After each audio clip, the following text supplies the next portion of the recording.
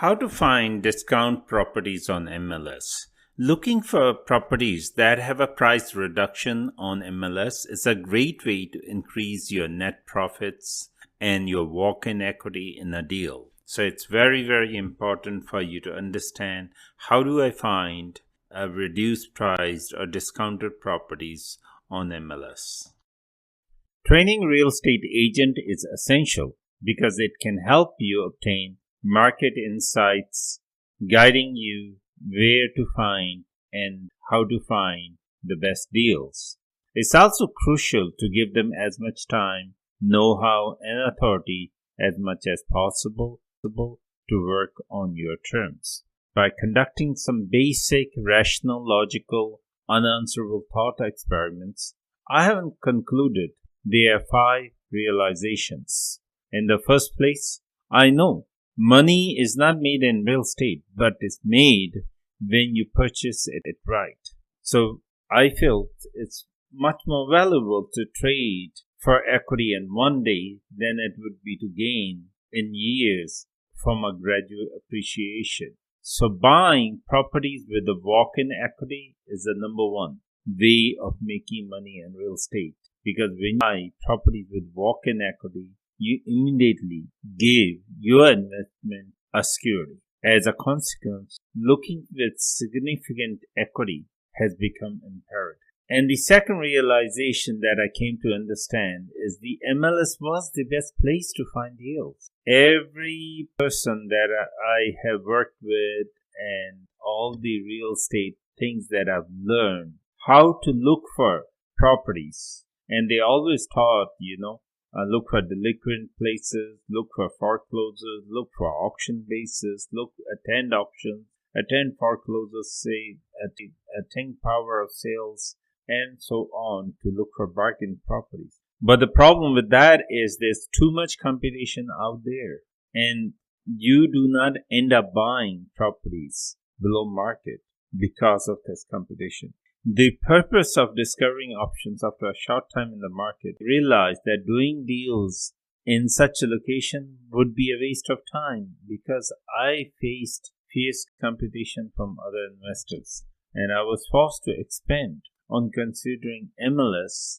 When you enter into the real estate market space where this competition is more heated, it's very, very difficult to find consistently great deals. They require significant amount of time and effort, and it's hard to have consistently great deals.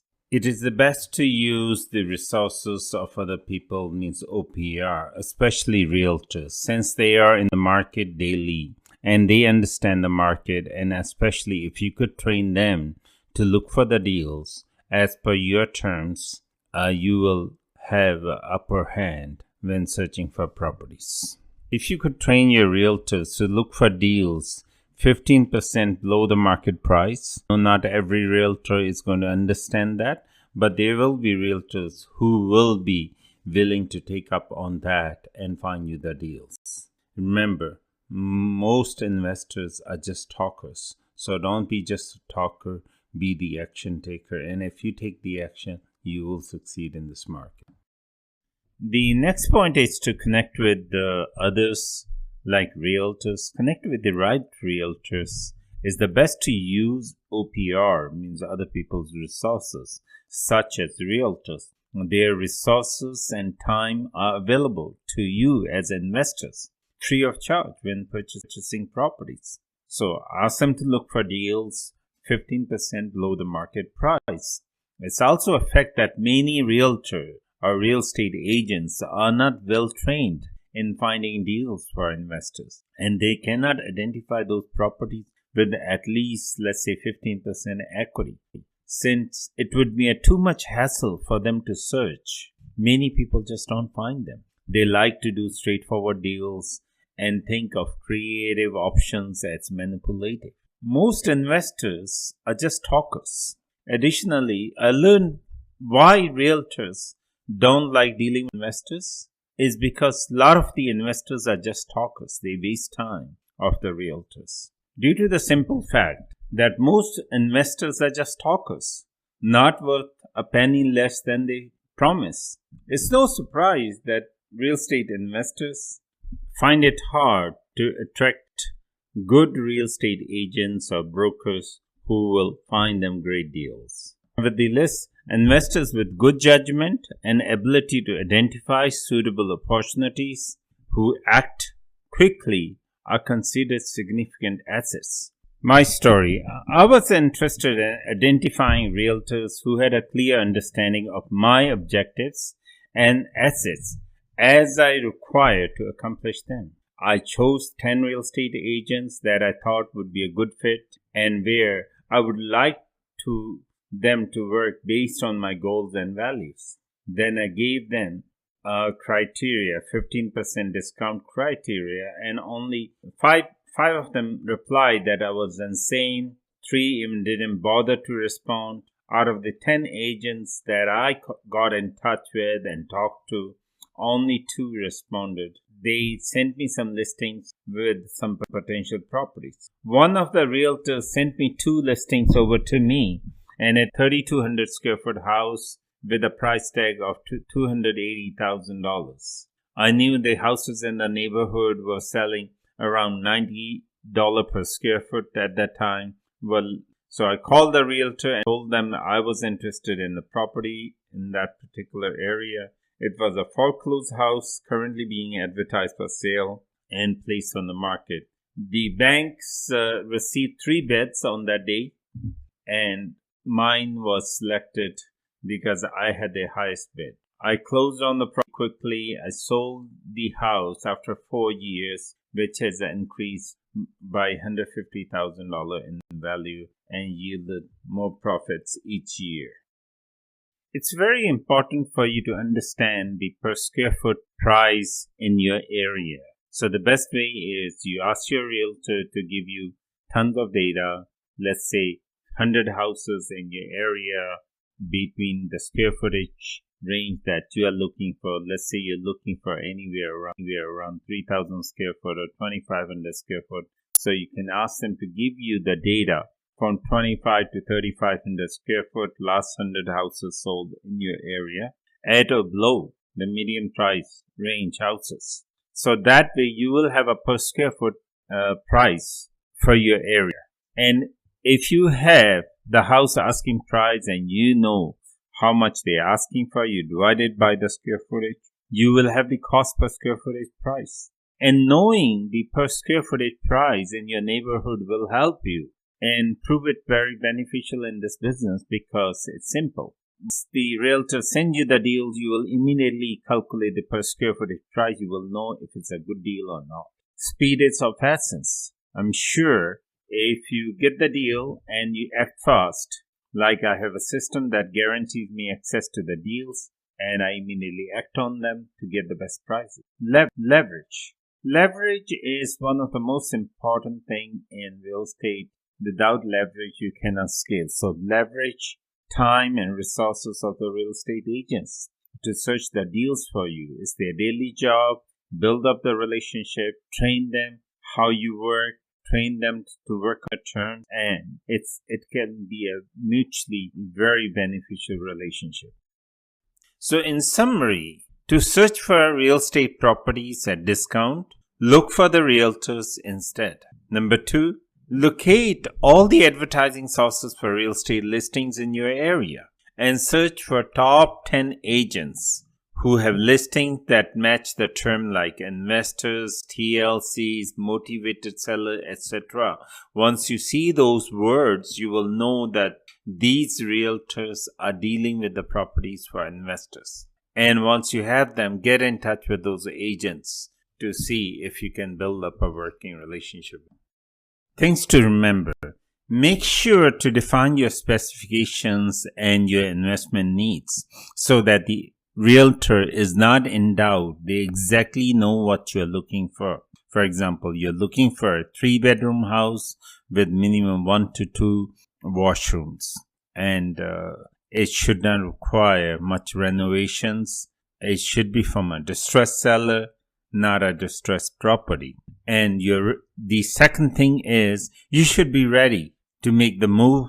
That will make the things very easy. And after you have identified the homes which have 15 or more % discount, the final decision should be taken fast. Because if you decide fast and if you act fast and if you know exactly what you are looking for, the moment you see the property, you're going to notice, oh, this is the one. And then you need to act fast on that. And that will make both the realtor and you happy. When determining the value of the property, there's only one way, the true way of finding the true worth is just by selling it. So comprehensive market study entails 3 phases. Number 1 is discovery. So you should contact your real estate agent or your real estate broker. Ask them to send you all the comparable properties in your target market that may be used in your situation. So if you're looking for a certain segment of the market, that's what you want to focus on. Ask them to send all the sales, all the comparables to that. And then the second thing is assessing.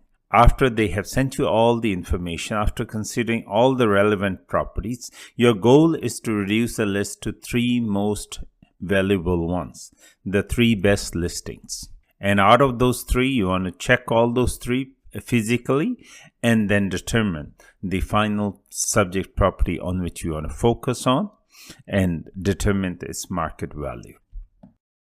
So once you have the property, let's say the realtor sent you the property that you think is a good deal, ask the realtor to immediately generate a list of all the comparables to the potential that he has sent you, and find out the properties that were sold within the 10 block or radius or within 5 kilometer radius from that area. 5 kilometer might be sometimes too much. Normally, I would say 10 block. And once you find that, then you know whether your deal is really good or not. Your realtor has access to the MLS to create that list for you. Ask them to send that list, compare it, and then you will know whether you have a bargain on hand or not. When it comes to comparable, I want you to understand that there are several factors, 9 factors that I want you to consider very closely. Number 1 is the square footage. So there shouldn't be more than 10% square footage difference between the square footage of the houses. Let's say you're looking for a 3,000 square foot house. The lowest it can be 2,700. The maximum it should be 3,300. I would say as close as possible if the comparison is available. Number 2, the bedrooms. How many bedrooms does the house have? How many washrooms does it have? So consider only single family homes with 3 or more bedrooms. Do not consider less than that, because if the property has 2 or less bedrooms, it's hard to sell. People buy houses because they like to have extra room for themselves. So normally, even if they have a child, they still want a guest room or something like that. So it's good to have at least 3 bedrooms. The properties with 3 or more bedrooms sell faster. The third thing is the home type. What's the house type? Is it a bungalow? It's a 2-story, single story, 1.5 story? What type of the house is this? You have to understand that. Only compare it to the subject property of similar. If it's a bungalow, compared to bungalow. If it's 2-story, compared to 2-story. If single story, compared to single story. It's 1.5 story compared to 1.5 story. The most relevant comparables are those that are very similar to the subject property in all these 9 categories. Number 4 of the 9 factor is the year of construction. When was the house built? So you have to look for the properties within the same year or within the same period of a year, like say within 2-3 year difference on each side. So if the house was built in 2000, you can look from 1995 to 2005, but do not go beyond then few years. Number 5, the location. The best comparables are within 10 block areas of the subject property. Number 6, finished product. Is the basement finished? How many % is the basement finish? So make sure that you look at the subject property and consider the factors as close as possible. No more than 10 to 20% difference in terms of completion of the property. Number 7, the sold price. The sold price indicates significant difference between two houses. If there's a difference, why there's difference, you need to look into that. Number 8, the listing date. How long ago was the property listed? And once you generate the list, once your realtor generates the list of the potential, you can see the market value and did it hold for that long? Was it listed for 1 month or 2 months or 6 months? Number 9, the time it took to sell the property. Okay. If the property got sold pretty fast, that means it is of market value, or it is just below market value because it got sold fast. If it took a long time to sell the property, it may have few reasons. Maybe the house is not in good shape, it doesn't have good location, or it's overpriced. As we said earlier, the best worth is known by the sale, is established by the sale. Once a property is sold, we know it is worth that much. But without that, you just have to project the market value after you have identified at least relevant properties. Once you have a computer-generated market value from your realtor, you can use your human logic to decide how authentic is this deal, how comparable is the deal. You have to compare the facts. And if you have a lot of information, it becomes a lot easier to decide. The less information you have, the less relevant the property is to the comparison are to the subject property, the more you will be forced to conclude based on your logic and educated guesses. For example, if I'm looking for an entry-level house for $280,000 and I locate 4 comparables in the same area with similar square footage, similar bedrooms and similar washrooms, layout and construction year as a subject property, and those were sold in the last 6 months, and each of the comparables was sold around $350,000. In that case, I'm confident that the unit that I'm considering has $70,000 in equity. My next step is determine whether this property has any problem or not. The property might be in distress, or the property might have an issue with it. That's why the seller might try to sell the property below its comparables. Or there might be other reasons, like it might be a distressed seller.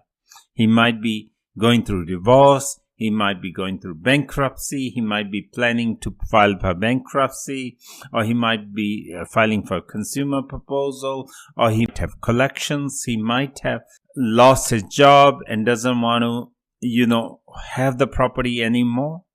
Or he might have bought another house and he can't afford to keep this. When you find a property with a distressed owner, that's when you will find the deal. I'm not asking you to take advantage of the distressed owner. Instead of taking advantage of the distressed owner, you are here to help the distressed owner, to help them get out of the situation that they are in. So the key thing is finding the distressed owner, not finding the distressed property.